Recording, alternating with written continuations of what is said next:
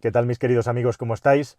Turbos. Qué palabra, ¿verdad? Inmediatamente, para los que ya tenemos unos años, nos retrotrae a momentos de nuestras vidas en la infancia, adolescencia, o entre los 20 y los 30 años en muchas generaciones también, años 80, en los que esta tecnología tan sencilla y a la vez tan efectiva y tan compleja se introduce poco a poco en la industria del automóvil, especialmente y específicamente en los automóviles deportivos, para llevar eso, la deportividad de los automóviles populares, a una nueva dimensión. Mi primer coche fue un Super 5 GT Turbo y la historia es muy sencilla. Un amigo lo quería vender y me dijo: súbete y pruébalo. Lo probé, me metí en el carril de aceleración de una autopista, reduje a tercera, aceleré y tal y como sentí aquello dije: este coche tiene que ser mío. Y así fue.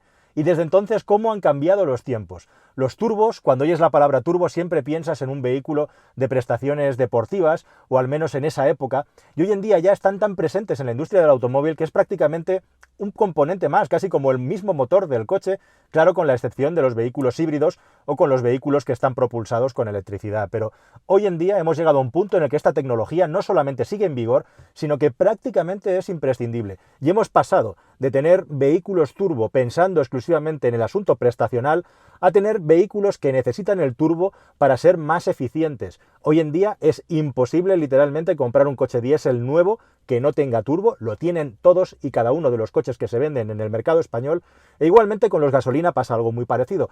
Prácticamente es imposible ya comprar un automóvil con un nivel de potencia que esté por encima de los 130, 140 caballos, que no recurra a la tecnología del turbo, salvo algunas excepciones que las hay, obviamente, en algunos motores de giro alto, que cada vez son menos, sobre todo japoneses, y también, por supuesto, en vehículos que en lugar de utilizar para mejorar el rendimiento del coche un sobrealimentador, sea con turbo, sea con compresor, utilizan una batería y un sistema eléctrico para poder apoyar al motor térmico, como ocurre en los vehículos híbridos. Pero precisamente por eso, porque el turbo es tan importante hoy en día, hay una serie de consejos que es muy interesante, porque cuando lo piensas son consejos que sirven desde esos coches locos de los años 80 hasta los automóviles de hoy en día. Consejos que pueden servir para garantizar la vida útil de un componente cuyas reparaciones son muy complejas. Sobre eso te voy a hablar al final del vídeo. Es un mercado muy interesante y que no para de crecer, el de las reparaciones de los turbos, y ha ido floreciendo en el mercado de la misma manera, por ejemplo, que ha ido floreciendo el mercado de la reparación de cajas de cambio automáticas, porque antes no había prácticamente.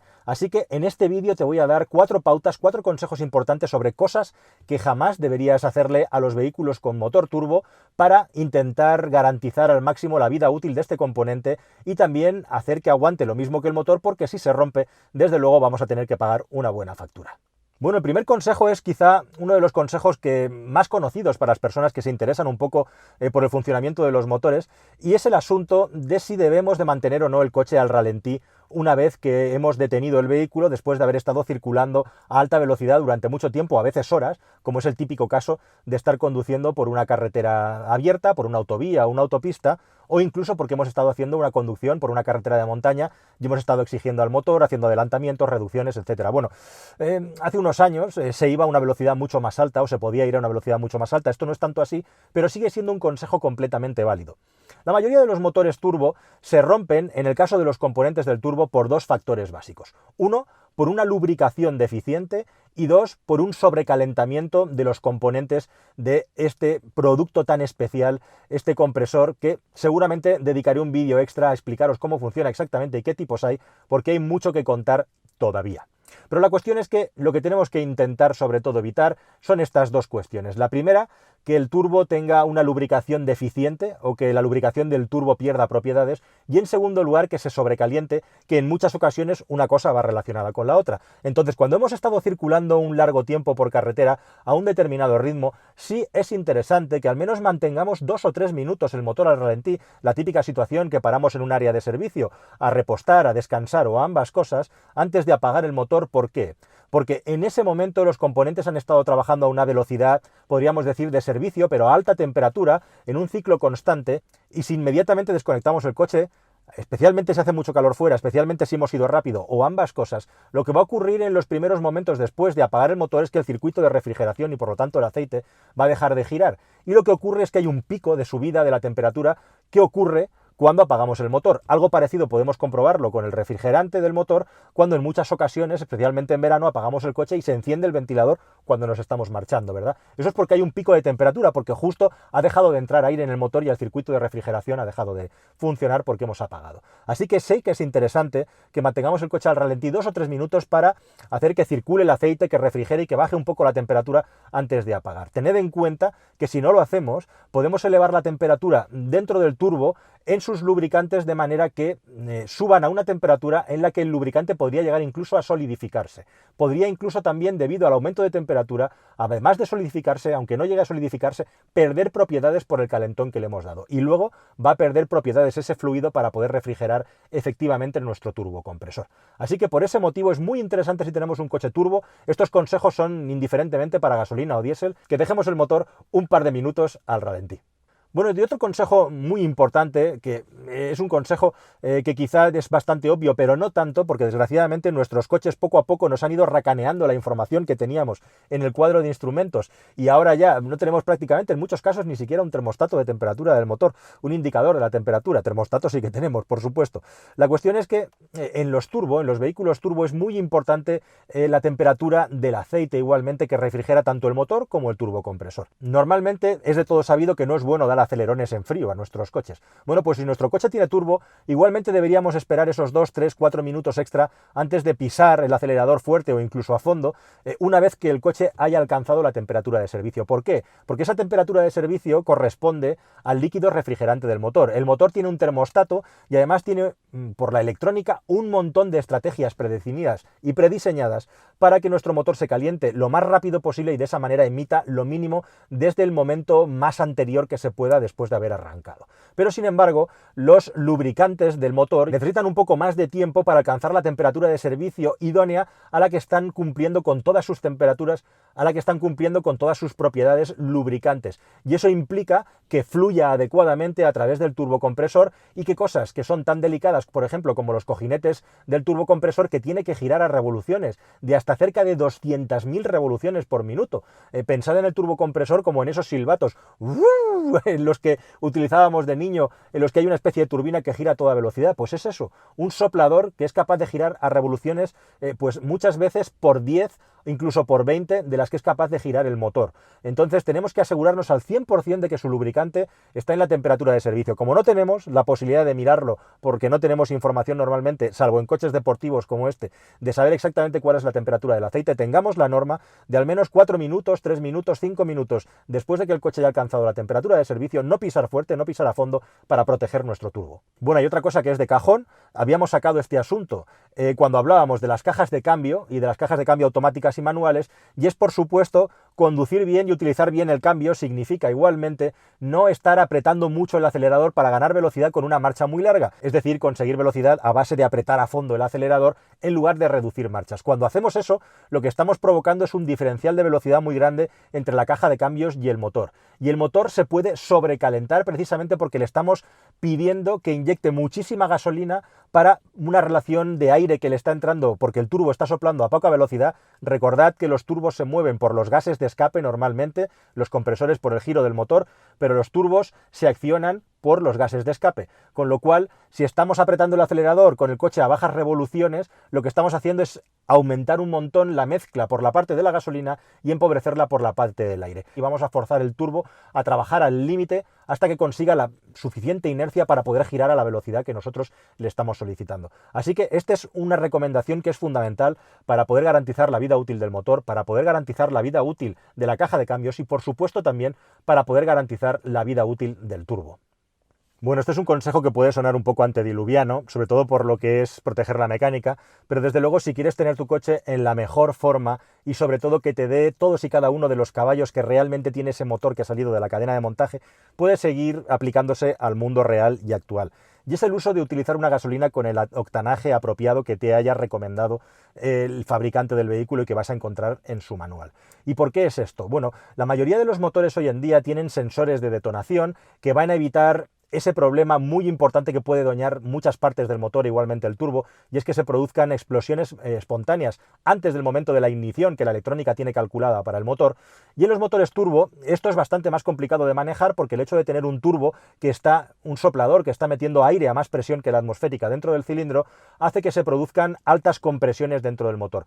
Para intentar compensarlo esto, normalmente los motores con turbo tienen cierta relación de compresión inferior a los motores que no tienen turbo. Ya os conté en el vídeo del downsizing que este es precisamente uno de los problemas que tienen los motores miniaturizados, y es el hecho de que debido a las altas presiones y temperaturas que pueden llegar a ocurrir dentro de la cámara de combustión, el coche comienza a enriquecer la mezcla de nuevo colocando más gasolina de lo que sería lo apropiado con el aumento que viene para las emisiones. Aumento de emisiones, más gases, más carbonillas, más temperaturas, malo para el motor, malo también para el turbocompresor. Como digo, todos los motores modernos tienen sensores de detonación y la inmensa mayoría de los coches que tienen gasolina de octano 98 te van a permitir repostar con 95 porque sus sensores lo permiten. Pero especialmente si tienes un coche que requiere de 98, si quieres sacarle el máximo partido, ponle 98. Hay coches que llegan hasta 100, por ejemplo el Nissan GT-R que probamos igualmente en este canal y cuya prueba te recomiendo fervientemente, igual que te recomiendo, ¿por qué no?, que te suscribas al canal si no lo has hecho ya,